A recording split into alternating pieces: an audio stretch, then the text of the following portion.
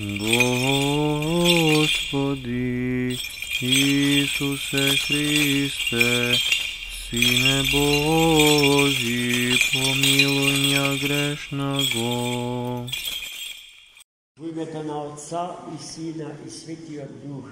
Амин. Возлюбени во Христа Бога, братья и сестры, Христос воскресе! Истина воскресе! Христос воскресе! Истина воскресе! Христос воскресе! Истина воскресе! Радост и доност. Ја донесе радоста што ја има светите жени мироносици,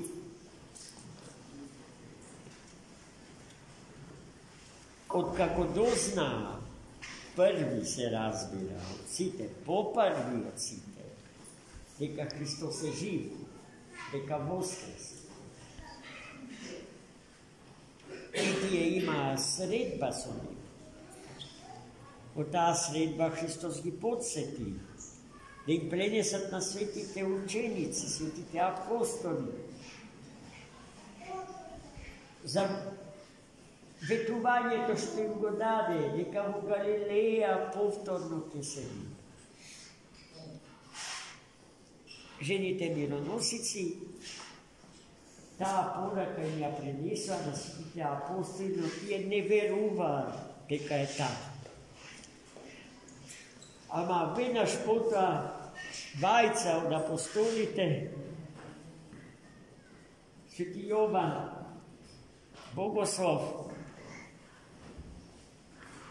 и Свети Петар, едниот најстар меѓу апостолите, другиот најмлад меѓу апостолите, трчајќи стигна на гробот и стана сведоци на вистината за која што зборува светите жени мироносици. Но и ним не им поверува. И потоа Христос им се откри на уште двајца апостоли, светите апостоли Лука и Клеопа, на патот кон селото Емаус, 40 стадии оддалечено од Ерусалим. И тие, исполнети со радост, поитаа да ја пренесат средбата со воскреснатиот Христос, но и ним не им поверува. И најпосле Христос им се јави на сите 11 апостоли, заклучени во одата, и ги прекори за маловерие, за сомнеж, за жестоко срдечие, скаменето срце, петрифицирано срце и душа. Но гледајте, тој Христос воскреснатиот не им се јави најпрво на апостолите и не им се јави попрво на мажите, туку на жените. Со тоа, Светата Црква Божја го определува местото на жената во Светата Црква Христа, чија архетипска представа не е паднатата првородителка Ева, туку Богородица Марија. Таа е личноста со која што секоја жена треба да се измери со себе си, да се угледа на неа и да се труди да го постигне нејзиниот раст на сите рамништа од живот. Ова особено го нагласивме зарад тенденциите нехристијанскиот човек и нехристијанскиот свет да го обвинат христијанството за дискриминаторски однос кон жената. што тоа апсолутно не одговара на вистина. Самата Богородица Мајка е од десната страна на воскреснатиот Христос, а потоа свети Јован претеча како најдобар, најсвет представник народот машки од неговата лева страна. И ова не треба да се свати како еден вид глорификација на жената или да се зборува за некаква супериорност на жената над мажот. Тоа се најобични идиотизми. Ниту тоа мажот не е спрема жената, ниту жената не е тоа спрема мажот. Воопшто, генерално. Бидејќи тие се еднакви. Ако Адам е маж и човек, тогаш Ева е жена и човечица. Ниту Адам е цел човек без Ева, ниту Ева е цела човечица без Адам. И тука нема што повеќе да се приговори. Но кој и какво е местото на жената во црква? Зошто таа не може да биде свештеник, например, и со тоа да се изравни со мажот? Да го побара тоа жената е исто како мажот да побара да ради. Бидејќи свештенството е дар на машката природа, а мајчинството на женската природа.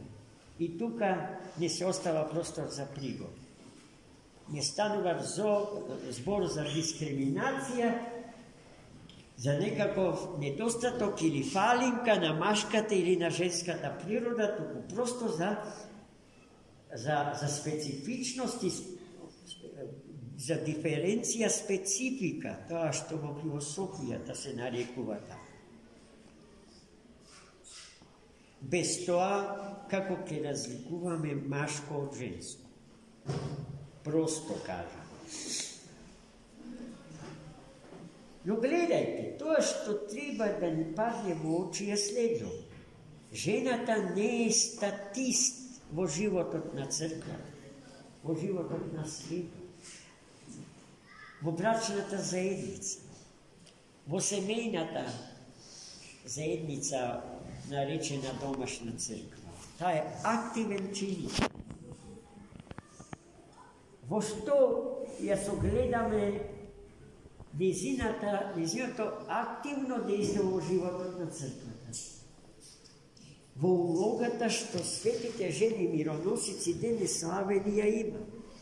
Тие први поита со најскапоцени мириси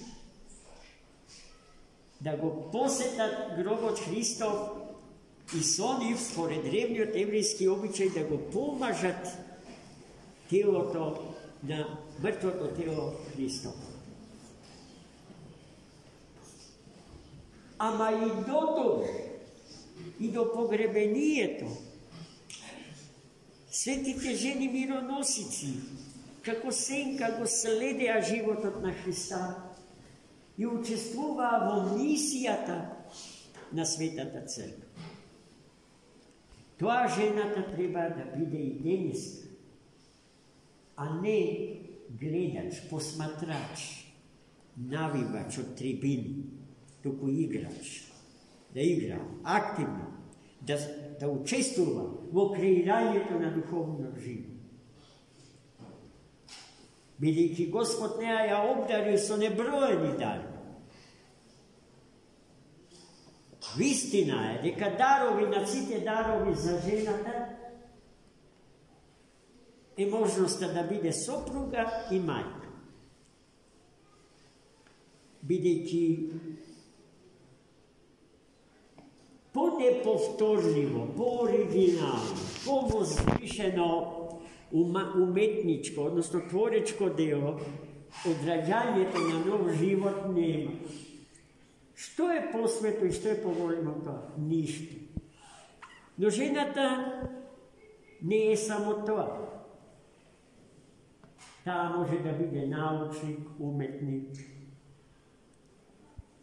И по правило, таа е таа што е народот наш вели дирек во семејство. А најсветите философи на црквата жената ја нарекуваат икономиса. Како би го превеле тој значен грчки збор, патристички збор? Со домостроител, а не робинка, како што некој сака да ја нарече жена. Домостроител. Таа го строи домот, ја уредува економијата на домот, на домашното огниште. Од низината мудрост, од низината способност зависи напредокот на сите во семејство, особено на мажот. Што на шега, што сериозно, сите забележуваат дека зарад големите машки појави стои жена. И тоа е жива вистина, неспорна вистина. Но тоа до што може мажот да дојде, може и жената да дојде. И ние тоа го гледаме. Зарем некој спори дека жената може да биде председател на држава? Или член на некој парламент, или министер во некоја влада, или водач на некаква политичка партија? Сето тоа е достапно на жената и таа може да биде тоа и то, али тоа не е најважно. Прво, да постигне целоста, да стапи во брак со личност од насебе спротивниот пол. Зашто денеска не само што слушаме, туку гледаме ужасни злоупотреби на тие односи, на брачните односи. Потоа, браќи и сестри, жената во животот една организирана, жива црква, црковна парохија, има исто така голема улога. Таа е голем организатор, ги посетува сите браќа и сестри што страдаат на најразлични начини.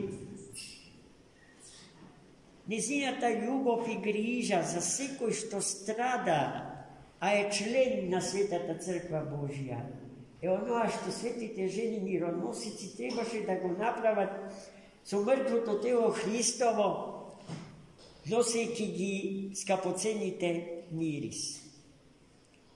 Мирисот е мелемот што жената мироносица го става врз раните на својот страдален брат или сестра. И во тоа јас ја гледам активната улога на жената во животот на црква. Ве молам, вас, нашите сестри во Христа Господа, да сте докрај свесни за огромната улога и одговорност што Господ ви ја додели во животот на црква. Бидејќи во нашата црква и во многу други се вселиле некои чудни, сосема нехристијански обичаи. Црквата да се држи жената да се држи по настрана. Боже, што има таа да се плетка во црковни работи? Не е местото на жената тук, не е местото таму. Како не е? Таму е. Да се дава себе си, да му служи на Господа со сето срце свое, со сиот ум свој, со сета душа своја и да го слави Господа со севкупниот живот свој и со севкупното свое постоење, изразено преку дарбите од Бога примени и творечката способност која што произлегува од истите тие дарби. Господ да ги благослови сите православни жени и сите други жени, да станат докрај свесни за својата улога во животот на се човечката заедница и за еднината на овој свет, кој што е заеднички дом на сите луѓе. И да не се откажува тоа што Господ и го дал. Никој нема право тоа на нашата православна жена да и го одзе. Јас морам да признам дека не секогаш овие мои барања од православната жена лесно се спроведуваат во дело, зарад атавизмите што сме ги наследиле од минато, а не зарад деструктивноста на православната философија на живење според Богочовекот Христос. Ајде да ги поправиме историските грешки. Ајде на жената да ја го дадеме местото што и припаѓа во црква. Да се чуе нејзиниот глас, ама и нејзината потреба и способност активно да влезе во животот на Светата Црква Божја. Амин. Христос воскресе. Вистина воскресе.